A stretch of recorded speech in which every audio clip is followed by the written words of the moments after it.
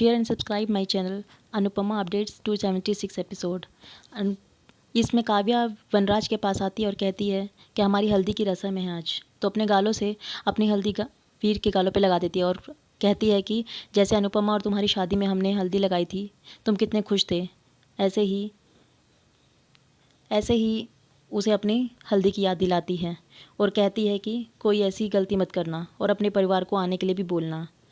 और बहुत खुश होती है उसको अपनी इसलिए और अच्छे से तैयार होने को भी कहती है और इस बार अपनी दुल्हन को वेट मत करवाना, ये कहती है। अनुपमा अपने सपने के बारे में सोचती है और कहती है कि मेरे परिवार पे कोई खतरा ना आए। इतने में राखी और काव्या के बीच में बात होती है और बोलती है कि काव्या कि तुम मेरी सहेली क्यों बन रही हो, मुझे पता है। लेकिन राखी बोलती है कि तुम्हें पता है कि मैं तुम्हारी सहेली क्यों बन रही हूँ, लेकिन मैं तो सिर्फ नागिन हूँ, लेकिन तुम में तो खूब जहर भरा हुआ है पूरे परिवार के खिलाफ। इतने में अनुपमा वहाँ पर आ जाती है और दोनों को बातचीत करते हुए देख लेती है।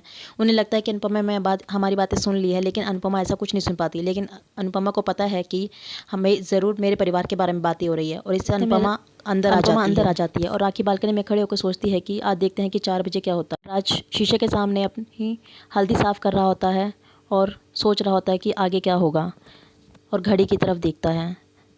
पा बोलती है कि नागिन को देखो कि 1 मिनट में आंटी वाली हो गई। टोली बहन बोलती है कि पा देखिए अच्छा हुआ ये सब यहाँ हो रहा है, हमारे घर पर नहीं।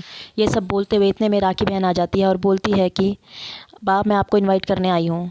फिर बा बोलती है कि तो ये तुम सब कब से उनकी तरफ हो गई हो। इतने में पाखी वहाँ आती है और बोलती है कि बा जल्दी आइए, चलिए आप सबने बुलाया है। तो बा अंदर जाके देखते हैं कि ये सब क्या है। देखती है कि इतने में काव्या बोलती है कि ये देख सबके लिए कपड़े लेके आई हूँ मैं, शादी में ज़रूर आना। लेकिन बा आने के से इनकार कर देती है, लेकिन काव्या वीर को बोलती है कि शादी में ज़रूर आना। अनुपमा ये सब देख रही होती है खाना बनाते हुए, तो बोलती है कि मैंने हल्दी अकेले कर ली, लेकिन मैं शादी सबके बिना नहीं करूँगी। लेकिन वीर को ये सब बोल के चली जाती है कि तुम सबको लेके आना और बोलती है कि वीर तुम जल्दी से रेडी होके आ जाना, अपनी शादी में लेट मत करना, मैं वेट करूँगी तुम्हारा, 4 बजे हमारी शादी है। अनुपमा भी ये सब खिड़की में से देख रही होती है और वनराज और अनुपमा एक दूसरे को देखते हैं और इतने में राखी बहन बोलती है कि आगे देखिए क्या होता है 4 बजे। और इतने में वनराज अनुपमा से मिलने के लिए आता है और बोलता है कि तुमसे बात करने के लिए आया हूँ, मैं अपने दिल की बात में करना। लेकिन अनुपमा मना कर देती बोलती है कि अपने मन की बात काव्या को बोलो, लेकिन अनुपमा सब कुछ समझने से मना कर देती है। लेकिन काव्या ये सब देख रही होती है और राखी काव्या को जेलस करवाने वहाँ पर आती है। बोलती है कि तुम्हारी शादी खतरे में लग रही है।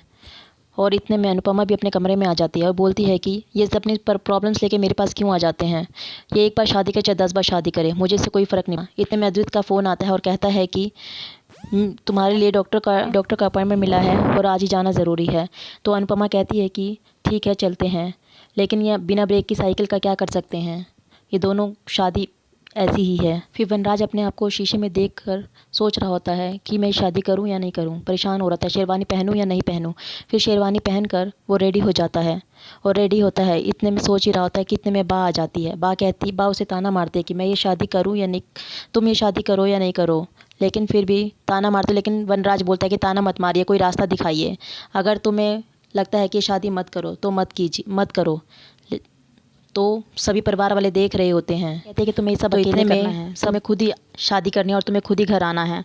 सभी परिवार वाले देख रहे होते हैं और बा एडवाइस करते हैं कि तुम्हारी मर्ज़ी है, तुम्हें शादी करनी है या नहीं करनी है, अब तुम देख सकते हो।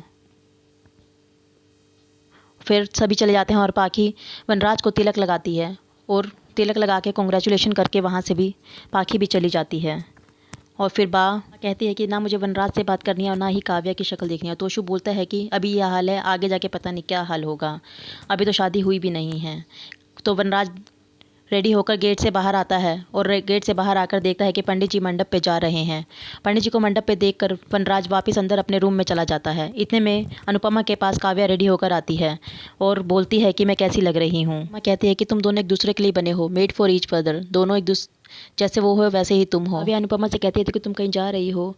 काव्या कहती है कि वो आया अंडरस्टैंड, मुझे पता है तुम क्यों जा रही हो, तुम रोगी, शादी में तुम्हें रोना आएगा। लेकिन अनुपमा मना कर देती है कि मैं क्यों रोऊंगी। तो अनुपमा काव्या को एक स्टोरी सुनाती है और काव्या चुप हो जाती है। इतने में राखी बहन वहाँ पर आती है और काव्या को ताना मारती है और काव्या वहाँ से चली जाती है।